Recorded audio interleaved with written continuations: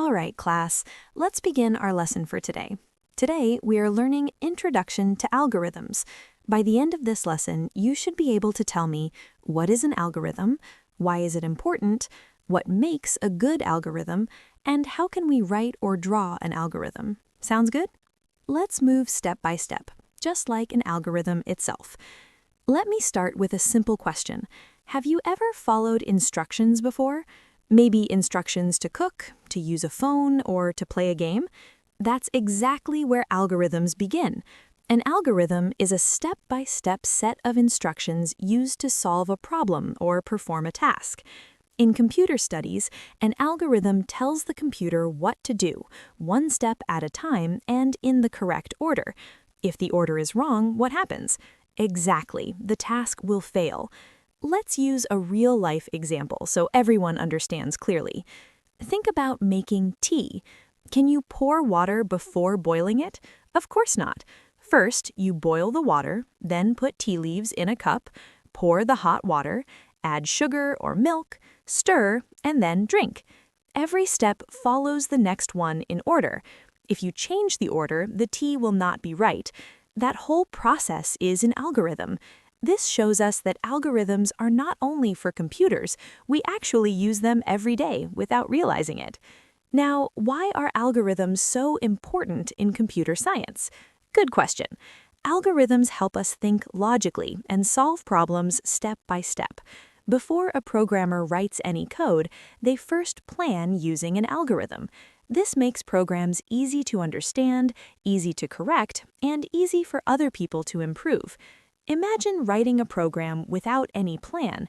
It would be confusing, full of errors, and very hard to fix. That's why we say algorithms are the foundation of all computer programs. So, what makes a good algorithm? First, it must be clear, meaning the steps are easy to understand. Second, it must be finite, which means it must come to an end. It should not go on forever. Third, it must be accurate, so that the steps give the correct result. Fourth, it must be logical, where each step follows the previous one correctly. Finally, it should be simple, not too complicated or confusing.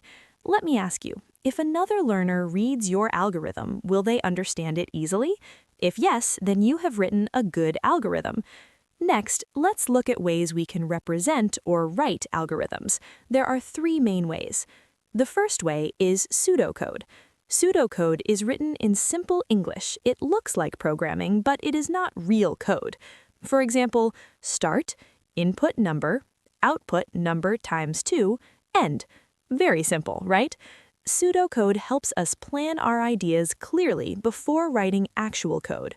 The second way is using flowcharts. Flowcharts use diagrams and symbols to show steps visually. We use an oval to show start and end, a rectangle for processing, a parallelogram for input and output, and a diamond for decisions. Flowcharts are very useful for learners who understand better using pictures and diagrams instead of long writing. The third way is using structure diagrams, also known as top-down design or modular design.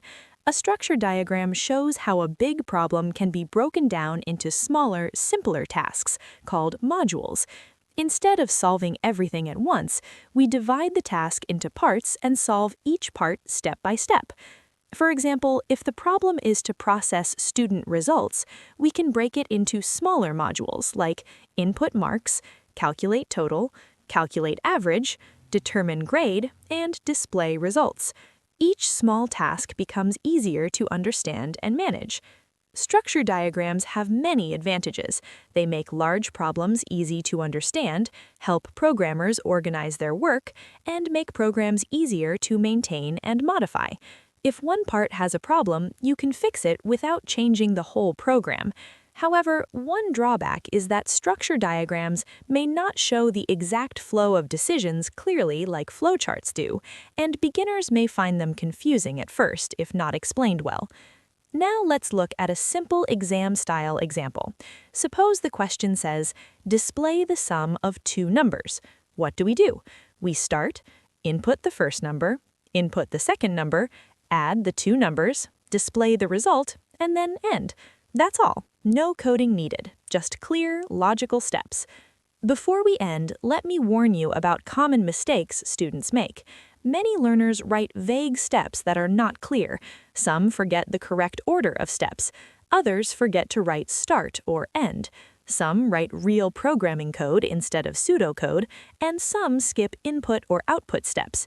These mistakes can cost you marks even when you understand the topic. Here is a very important exam tip. In exams, always write your steps clearly, use simple English, do not jump steps, and always follow the correct sequence. Remember this well. Clear algorithms mean easy marks. To summarize today's lesson, an algorithm is a step-by-step way of solving a problem. Algorithms are the foundation of all computer programs. We can represent algorithms using pseudocode, flowcharts, or structure diagrams. If your algorithm is simple, clear, and well-ordered, you will do well both in class and in exams. Now, before we end, let me ask you one last question. Can you think of one activity you do at home that can be written as an algorithm? Excellent! That's how you know you've really understood today's lesson.